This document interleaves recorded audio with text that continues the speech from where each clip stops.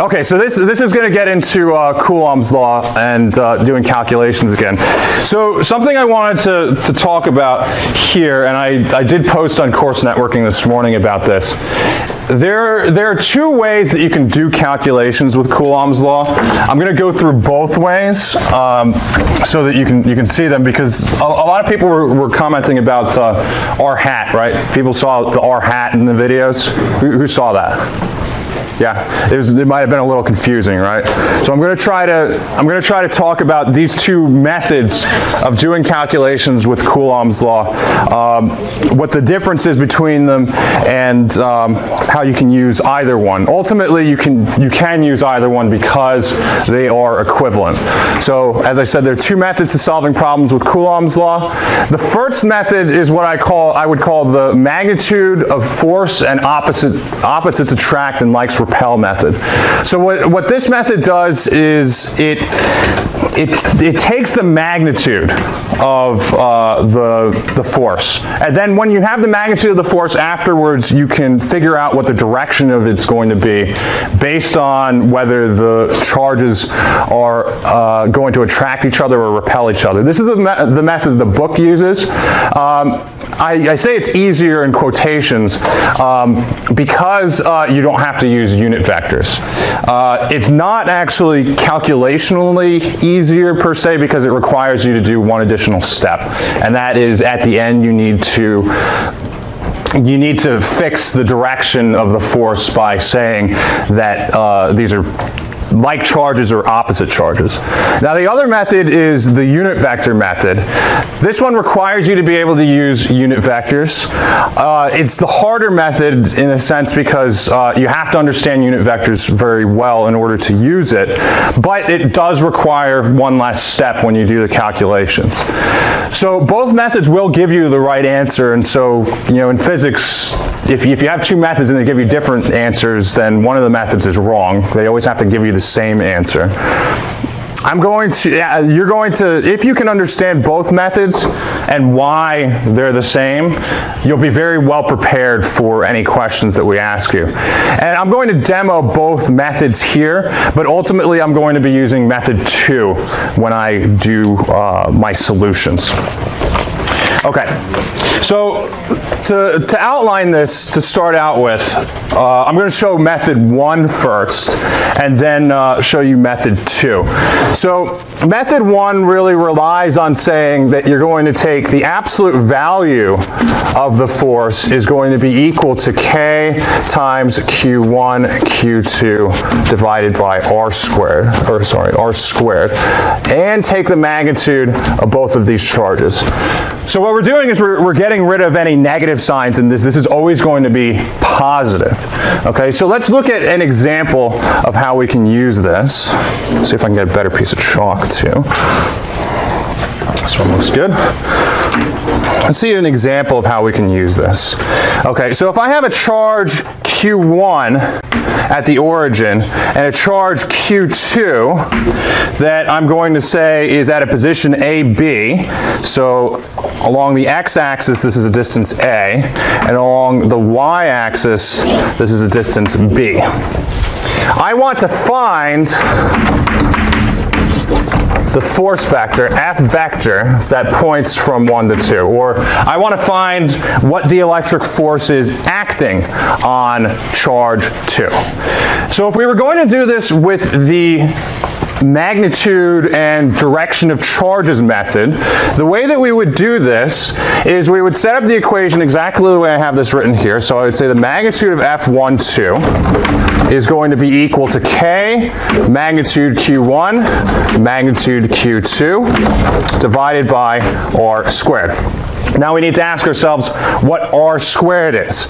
By definition, R squared is the distance from charge 1 to charge 2. So based on this diagram I have here, this is the distance R. Okay? What is R for this particular problem? How can we find r? Pythagorean theorem, right? So what is r here? Good. So r, or r squared, is equal to a squared plus b squared. And so what this tells us is the magnitude of this force, F12, is equal to k times the magnitude of Q1 times the magnitude of Q2 divided by a squared plus b squared. Okay? So the next thing that we need to do, because we want to find the force vector, we need to know what the components of this force are, right? Because we just calculated what the hypotenuse of this triangle is, right? Effectively, right?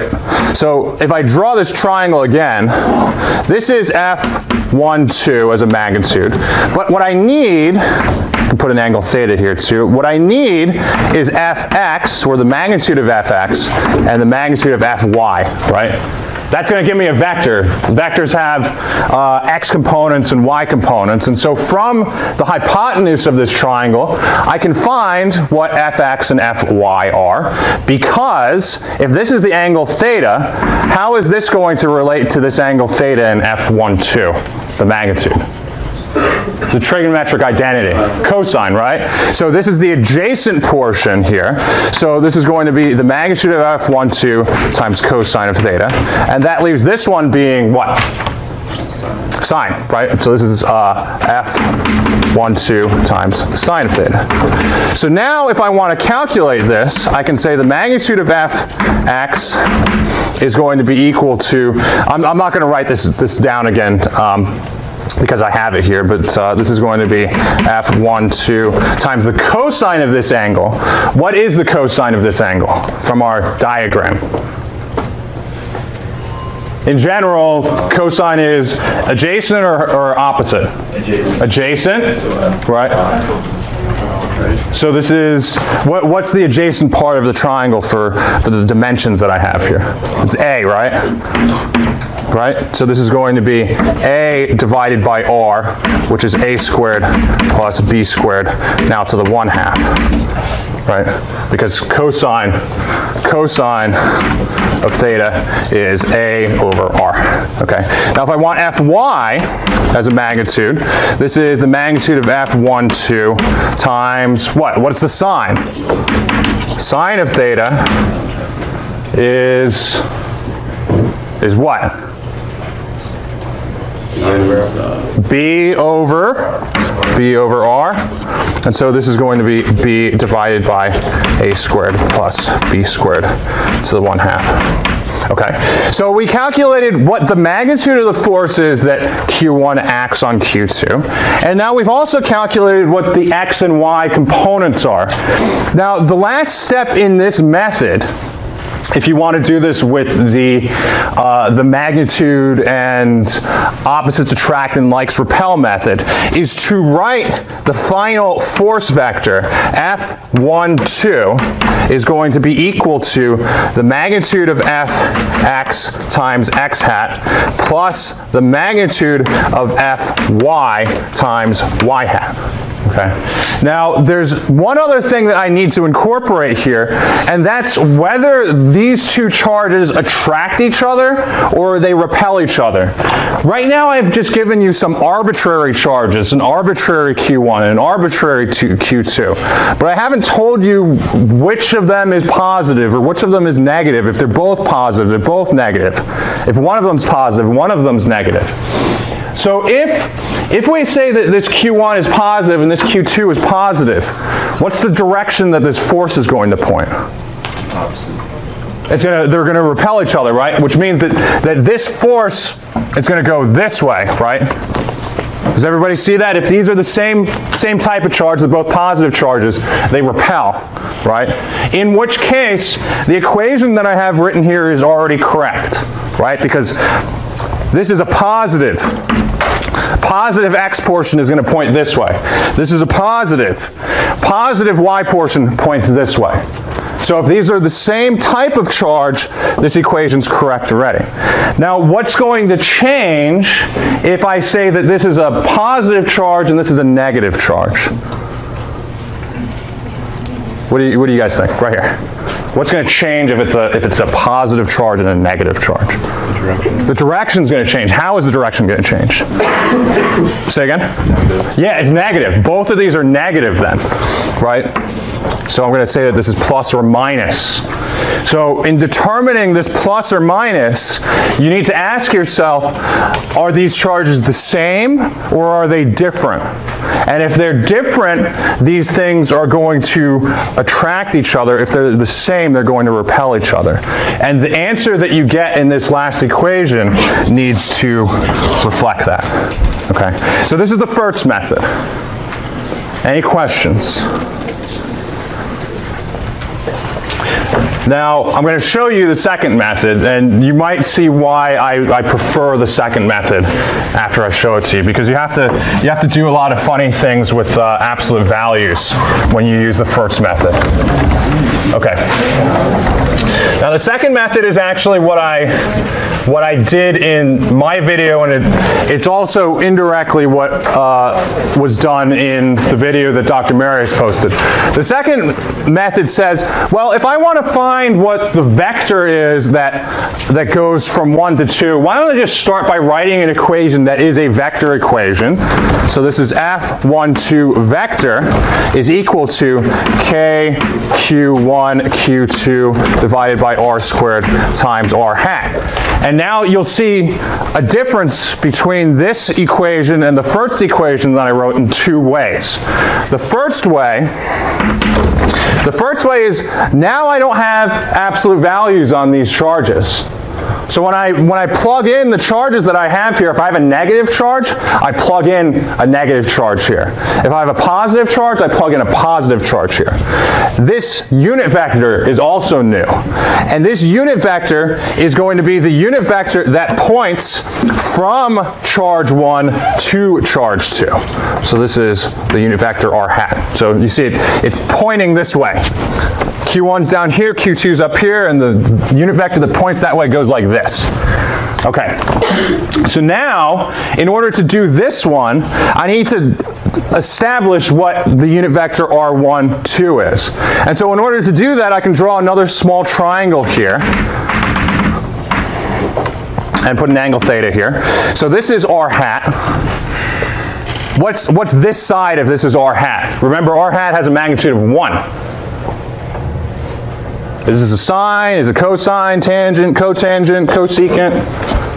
Cotangent? Cosine, right? This is cosine. This one? Sine. And so this is the y portion and this is the x portion, which means that the unit vector r hat is going to have some portion cosine of theta times x hat, plus some portion sine of theta times y hat. Okay? Now, we remember this part doesn't change. R is still just going to be, or r squared is going to be a squared plus b squared, right? So I can plug that in here. And I can also remember that cosine of theta was a divided by a squared plus b squared to the 1/2 times x hat, plus b divided by a squared plus b squared to the 1/2. Am I starting to write a little small for the people in the back? Can you still see this? These things? What was that a yes? I'm writing small? Yes. Okay, let me write this again. So this is a divided by a squared plus b squared to the 1/2 times x hat, plus b divided by a squared plus b squared to the 1/2 times y hat. Okay, so we're already seeing we're getting back a lot of the same terms that we had for the first method, as we should. So now let's finish this and put these together. So I have my r squared that's going to go here. I'm going to have my unit vector that goes here. And so in the end, what I'm going to have is f vector 1, 2 is going to be equal to k q1 q2 over a squared plus b squared times a divided by a squared plus b squared to the 1/2 times x hat plus b divided by a squared plus b squared to the 1/2 times y hat, okay? Now when we're looking at this one, what's going to be different about this one? I don't have any absolute values in this anymore. So I don't need to do an extra step to decide what direction the force is going to act. Because I did it this way, the force is naturally going to point the way that it should. And let's see why that is. Was there a question? No. Let's see why that is. If I have two positive charges, is this equation going to be positive or negative? Positive, right? Because I have a positive times a positive. That gives me a positive. If I have two negatives, say this is an electron and an electron, is this equation going to be positive or negative? It's going to be positive. If I have an electron and a proton, is this equation going to be positive or negative?